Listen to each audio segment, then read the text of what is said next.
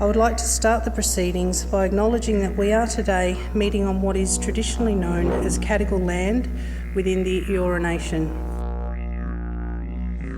I welcome everyone to the first address in honour of the eminent Australian heritage practitioner Dr. James Kerr, who died in Sydney last October, aged 82. Jim Kerr had an eagle intelligence and a passionate heart, and his lifelong heritage work has been of sufficient merit to get us all to hear.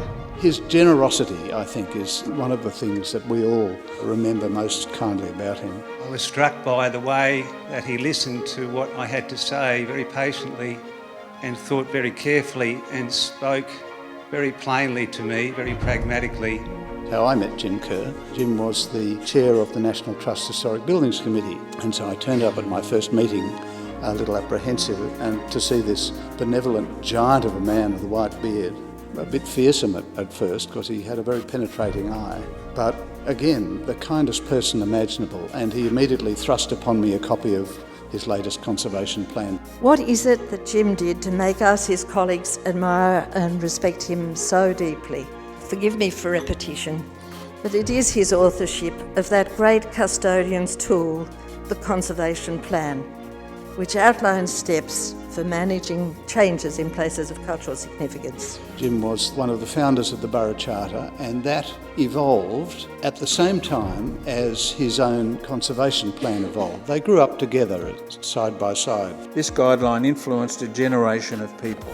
I remember clearly Jim bringing the CMP, or was it called then the Conservation Plan, of the Opera House to show me when I was a professor at Sydney University, I think in 1993. For such a difficult and controversial project, it is a marvel of clarity.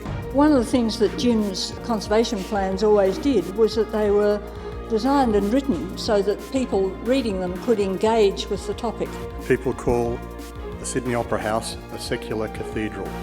And here, in the words of longtime CEO Lloyd Martin, James Kerr is our Bible.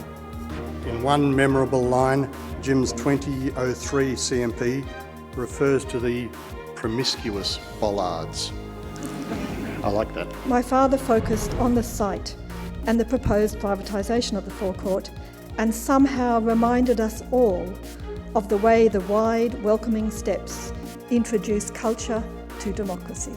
Today, the Sydney Opera House continues to contribute to that large cultural landscape, using the conservation plan and principles enshrined in the Borough Charter as a framework and reference. Material conservation was my father's passion, how the materials spoke of and for the place. Let us follow in the footsteps of Jim Kerr. Let us be clear, let us be colourful in our language. We can all, I think, express ourselves in ways that we talk to one another rather than in ways that we write a thesis. Jim understood that what matters will always be the outcome for the place itself and for the people who inhabit it. Unfortunately, in 2015, there are certain impediments to effective conservation. Our heritage is being threatened by natural and human processes and a lack of public sector resourcing. Several powerful elephants, of which we should be aware, are tossing us in all directions. They deflect expert analysis, they deflect community wishes away from sound outcomes. For those employed within the decision-making system, there are compelling disincentives to naming elephants. They haven't always been here. There is no reason for them to remain. James Packer's towering casino on public land, fast-tracked to heaven, the truncation of Newcastle's main rail line for development purposes, Darling Harbour, also on prime public land, but shaped to rock-bottom commercial motives, the fire sale of Millers Point public housing and of our glorious Bridge Street sandstones, and the sale of the Powerhouse Museum site for yet more rubbish apartments. And then there is Barangaroo. The commercial drive behind the answers is clear and unattractive. The losses are grievous, the damage irreparable. The lead bull elephant is commercialism, It is real and extraordinarily powerful. We all know that.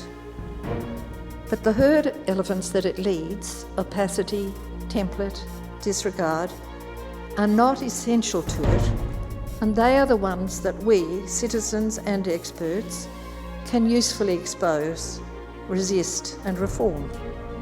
Often by Jim's simple means, such as insisting that reports be published, that open discussions are held with interested parties, that regular reviews of progress are made and of compliance, and that it's all documented. And then when major issues arise, there's also now something else, of course, the speed and power of social media. Miraculously, ICOMOS has internationally, over its 50 years, managed to wend its way around those stomping elephants, shielding itself when it can with altruism, with transparency, with respect for diversity, and with adherence to principles. Australia ICOMOS too has sustained its collegiate spirit continuously from the late 1970s through a process of constantly extending and deepening its work, broadening its membership, and stimulating discussion and inquiry. In what way can ICOMOS and all the other heritage groups get more young people like him involved in protecting their future? While it sounds like within your own organisation you have a beautiful succession and younger generation that can come through and carry, I would say that just generally it's that second elephant. It's being open, it's having both the transparency and the opaque. Put it out there, publish, let us know. Because I think my generation is particularly apathetic in a lot of cases. How can we show those who somehow are fearful of our experience, our voice, our capacity to engage the general community in a positive way? How can we mitigate, what is it, their fear or their wish to be in control? I don't know. It's a cultural problem, and that's why I've chosen to talk about it, because it does need to be seen as a very dangerous thing. We had none of the technology that is available today and which enables our bureaucrats to hide behind this digital wall. In other words, send me an email, Jim. Yeah, you know what's going to happen to that email? Don't let them hide behind the technology. Move in and take control. And if their secretary says, sorry, they're busy, we'll say, I'm busy too. And you walk past the secretary, like Woody Allen does. You know, just get in and do it.